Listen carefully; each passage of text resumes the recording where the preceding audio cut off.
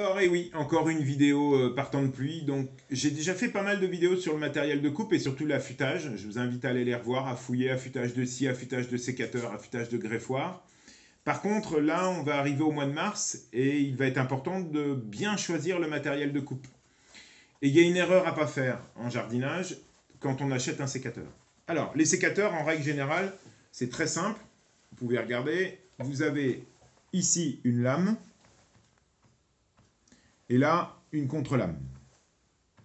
Ce qui fait que, quel que soit le modèle de sécateur, lame contre lame, quand vous coupez, ici, forcément, vous avez de ce côté-là une belle coupe, puisque c'est la lame qui va couper.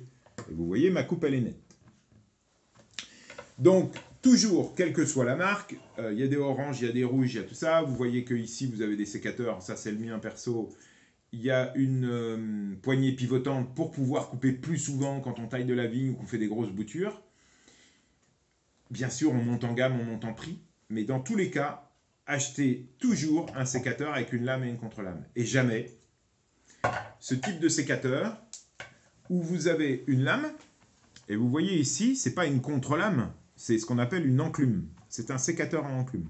Ça veut dire que la lame là, même si elle est affûtée, quand vous allez mettre votre branche, eh bien, vous allez écraser les tissus en dessous, voilà, sans pouvoir couper correctement. Alors là, c'est une branche sèche, hein. Bien sûr, ça va couper, mais vous voyez, regardez, ça se fend, j'ai même du mal à couper, et ça écrase les tissus. Donc là, on est sur du bois sec, mais vous faites la même chose avec ce type de sécateur sur du bois vert, vous éclatez les tissus et vous rentrez des maladies, forcément, puisque la coupe n'est pas propre. Donc jamais de sécateur à enclume. D'accord?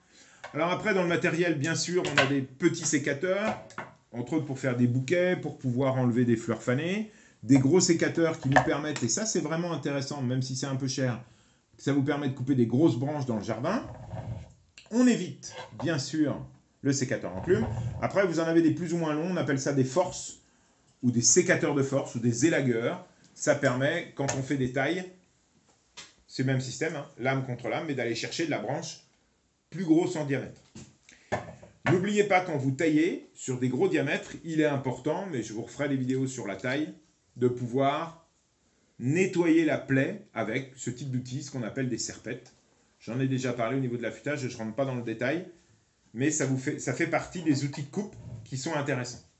Et maintenant, à l'heure actuelle, on trouve sur le marché des outils qui nous permettent de couper aussi bien qu'un sécateur de force, voire quelquefois aussi bien qu'une tronçonneuse, sur des petits diamètres. Alors je m'explique, par exemple, sur des diamètres comme ça, où on a à peu près 10-12 cm, c'est pas la peine d'acheter une tronçonneuse, acheter ce qu'on appelle des scies à lame japonaises. C'est ce qu'utilisent les élagueurs en taille douce, qui ont ça en général avec eux, de différentes longueurs. Ça, c'est une petite, c'est plutôt pour les arbustes. Celle-là est une plus grande pour les arbres, pour les grosses branches, par exemple pour ce type de diamètre. Et ça, c'est intéressant parce que ce sont des lames à tirer, ça veut dire qu'elle va couper proprement, mais quand vous allez tirer, pas quand vous allez pousser. Et l'intérêt, bien sûr, c'est d'avoir des coupes très très franches, très belles, beaucoup plus belles qu'une tronçonneuse, et même plus belles qu'un sécateur. Attention, ces scies-là, je le dis toujours, sont gourmandes en viande. Ça veut dire qu'elles sont, malheureusement, provoquent des coupures plus qu'une tronçonneuse, parce qu'une tronçonneuse, on fait attention, alors que la scie, il n'y a pas de moteur, et en général, c'est un petit peu gênant. Donc voilà, c'est une petite vidéo rapide sur le matériel de taille, j'insiste, n'hésitez pas à investir correctement dans un sécateur, mais toujours, quel que soit le prix, un sécateur avec une lame et une contre-lame. Jamais ce qu'on appelle un sécateur en enclume, ici, d'accord, où on voit bien. Voilà, une pro des sécateurs, petite dédicace, encore une, mais c'est la saison Oksana qui se reconnaîtra. Allez, à bientôt!